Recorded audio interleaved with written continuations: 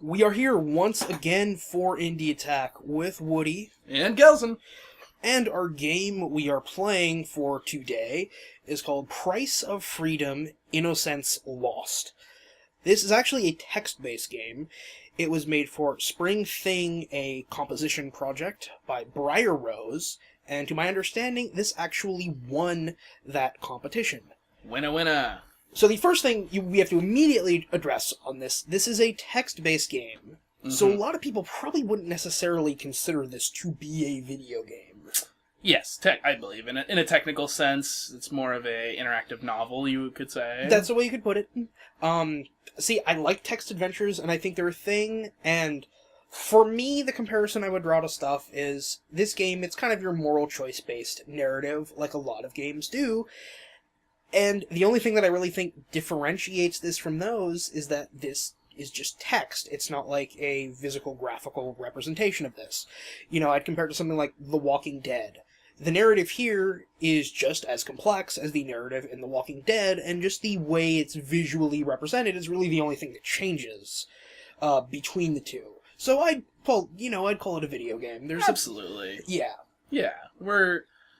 And I mean, it does beg questions, you know, I mean, there's systems at play here. Your character gains stats. You gain stats. You lose stats based on your choices. You have allegiances with people. But I guess to back up, let's actually talk about what the game is. Sure. What sort of the story outline is. The premise is basically you're a young Grecian boy, and in the night you are absconded away in the slave trade. Your father sells you. Your father sells you. And your brother. Yes, you and your brother.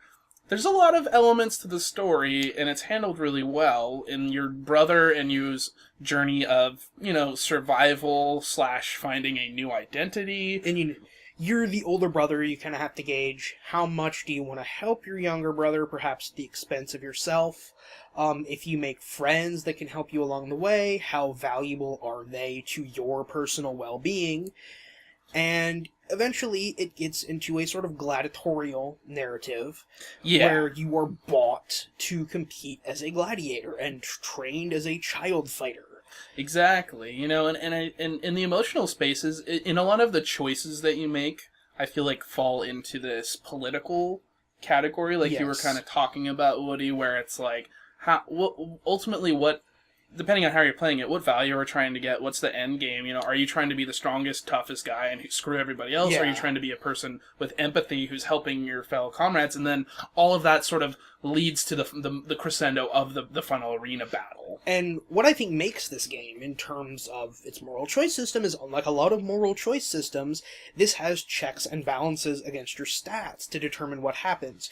You can't always just be the good guy and have things work out. I think too many morality systems just kind of have you choose to be nice, and there's never any negative consequences for that.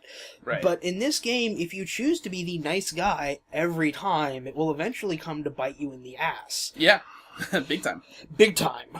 In my playthrough, I kind of basically tried to be the noble guy that one often does as a wannabe noble person, wannabe paladin. You picked your morality from the start and ran with it. Exactly. I'm a good guy, and I freaking died in the arena, and there are choices I could have made to make me stronger and faster, and I at the expense of other people. Exactly, but I took the negative, the punishment at times, and that got me killed, which I think is awesome. I want to see more games with moral choice systems that do that. Yes. Because that's the only way to make those systems matter. Too many of those moral choice systems, as I was saying, are just kind of, nobody picks to be a douchebag. Yeah. You have to balance your moral choice system around actual positives and negatives for the choices you make. If you can make a game where being good is really, really, really hard, that is a successful moral choice system you've made. Absolutely, yeah, and not that that it's like you can't be good, but maybe that they're just consequences, real many games need that consequences, reality, things that matter. And this game has that, and it happens to be a text-based game, and it happens to develop characters really freaking successfully. So if you're the kind of person who looks at a text kind of thing and just immediately says, that's not a real game. Sure. This is definitely not going to be up your alley, and you're probably not going to want to play it. But it's a fun narrative. It's a decently long little narrative. You know, you can kill a long lunch break or something playing through this. Definitely 30, 40 minutes. Yeah. So it's good. I definitely recommend it. It's an interesting narrative. It's a well-written narrative, in addition to having a good choice system behind it. Yeah, I definitely recommend it, and I challenge anybody who...